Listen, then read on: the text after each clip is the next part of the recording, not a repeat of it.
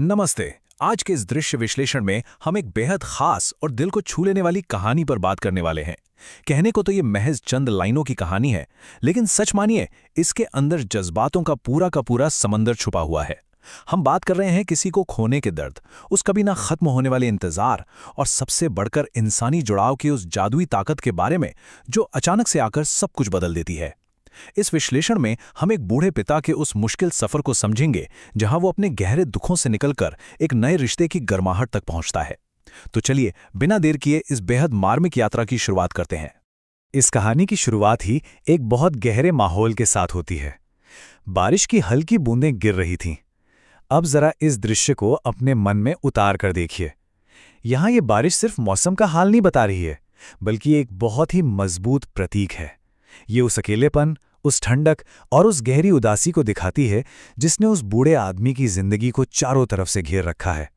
आसपास देखिए, सड़क पर लोग आ जा रहे हैं, दुनिया अपनी पूरी रफ्तार से भाग रही है, लेकिन वो आदमी, वो बस उसी बारिश में एक ही जगह बैठा है।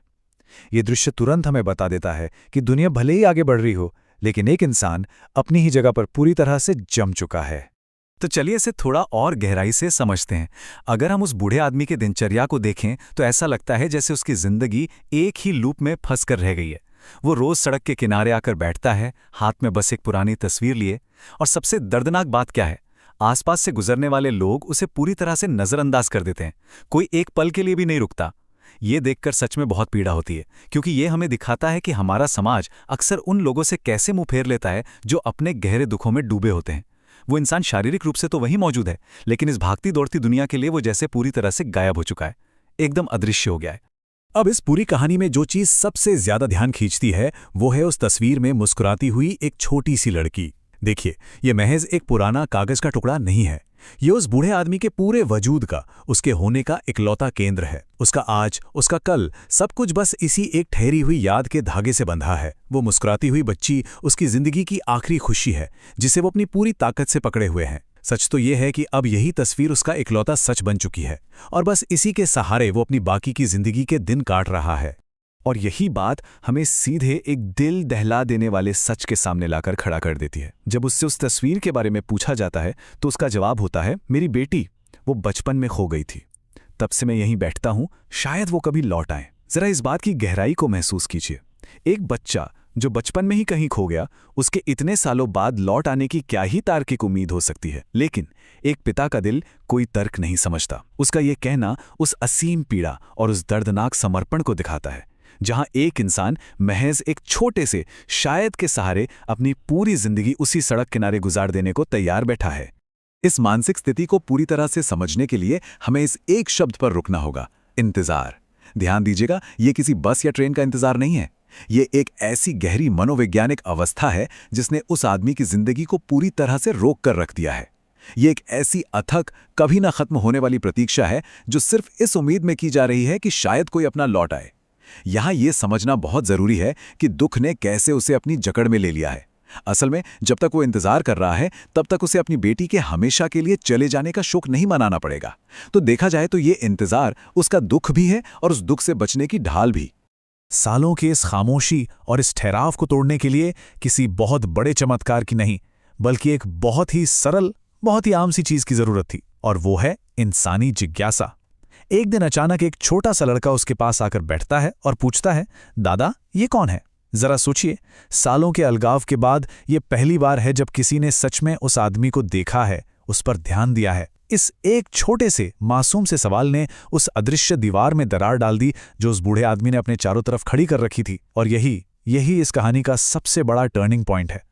उस मासूम सवाल के बाद वो लड़का धीरे से उस बूढ़े आदमी का हाथ पकड़ता है और एक ऐसा सवाल पूछता है जो सीधा आत्मा को झकझोर कर रख देता है। अगर वो नहीं आई तो क्या आप अकेले ही रहेंगे? इस पर थोड़ा रुक कर विचार करना जरूरी है। यह सवाल कितना तीखा और सीधा प्रहार है। यह उस बूढ़े आदमी के पूरे जीवन के उस भ्रम को चुनौती दे रहा है जिसके सहारे वो जी रहा था।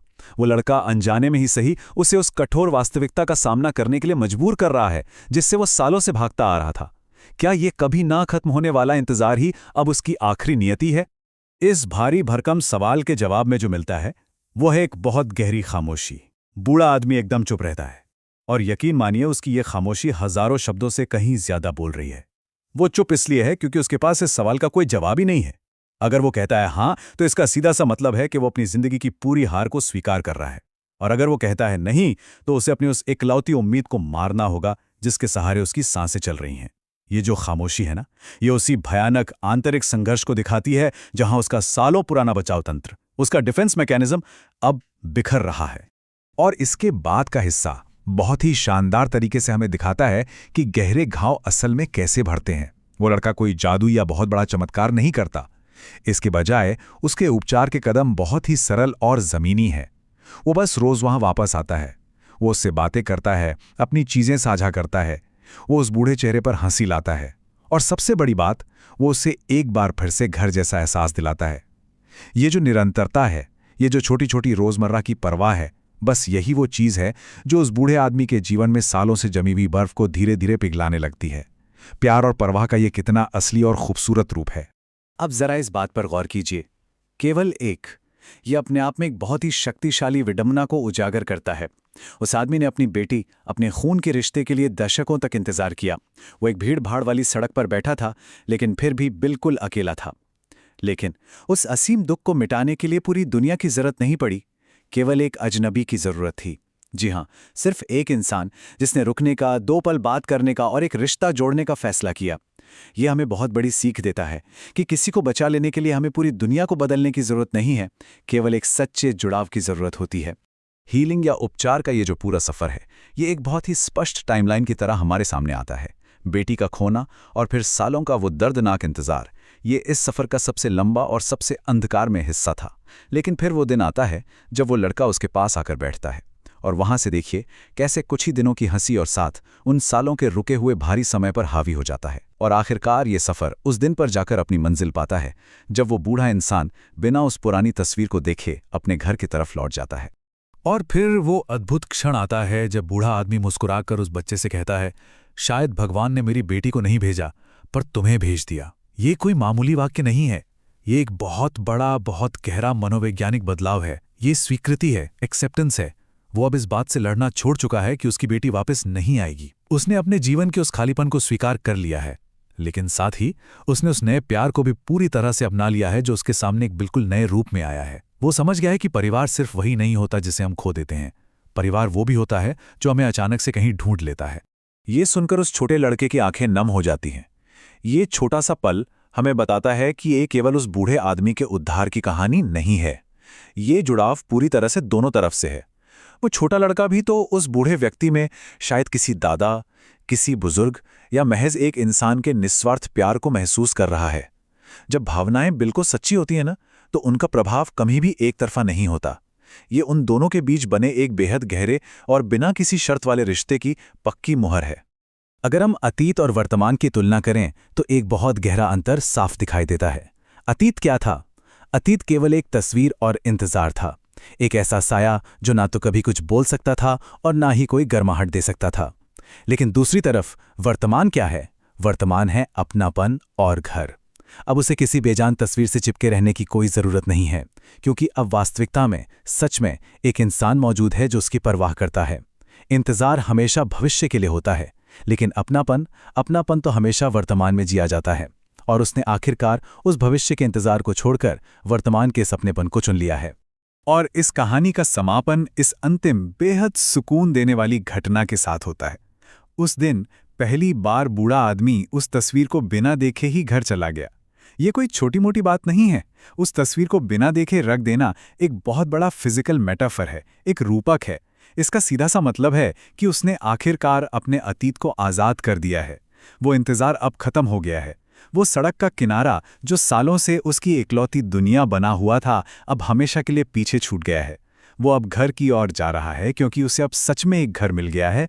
और ये ईंट और पत्थरों वाला घर नहीं है, बल्कि एक इंसान के रूप में मिला हुआ घर है। अंत में ये पूरा विश्लेषण हमारे सामने एक बहुत ही गहरा सवाल छोड़कर जाता है। क्या सच्चा परिवार केवल खून के रिश्तों से ही बनता है, या क्या ये साझा करुणा, एक दूसरे के प्रति परवाह और किसी को उस ठंडी बारिश में अकेला ना छोड़ने के उस एक चुनाव से बनता है? यहां से सबसे बड़ी सीख यही मिलती है कि रिश्ते सिर्फ खून से नहीं, बल्कि साथ निभाने से बनते हैं। इसी विचार के साथ आज के इस विश्लेषण को हम यहीं समाप्त करते हैं। इस सफ़र में साथ जुड़ने के लिए बहुत बहुत धन्यवाद। मिलते हैं अगले विश्लेषण में एक और नए और दिलचस्प विषय के साथ।